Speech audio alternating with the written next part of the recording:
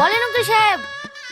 আজলামপুর নিবাসী মোহাম্মদ রাজীব শেখের একমাত্র কন্যা মুসাম্মদ সাবনী খাতুনকে 10,001 টাকা দেনমোহরের পরিবর্তে পরানপুর নিবাসী রিপন শেখের একমাত্র পুত্র রিয়াজ শেখকে মুসাম্মদ সাবনী খাতুন বিয়ে করতে রাজি না।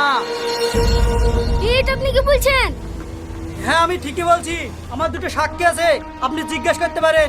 এমন কি ছেলের খাওয়া বাতাসাটা ছুরি ফেলে দিছে, আমার কপালে এসে লেগেছে। তাহলে মেয়ে খুব জল্লাদ নাকি? না না, আমার মেয়ে চলত না। আমি এক্ষুনি মেয়েকে বুঝে পড়ি বিয়ের জন্য রাজি করাছি।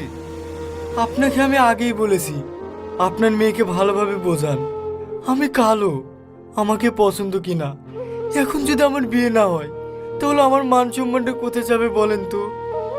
কিচ্ছু হবে না, আমি এক্ষুনি আমার মেয়েকে বুঝে পড়ি তোমার সঙ্গে বিয়ে দিছি। না না থাক, ও যখন বিয়ে করবো না বলেছে ওকে আর জোর করেন না, আমি নিজেই চলে যাচ্ছি। না না বাপ, তুমি জানো না, তুমি একটু বসো, আমি সব ঠিকঠাক করছি।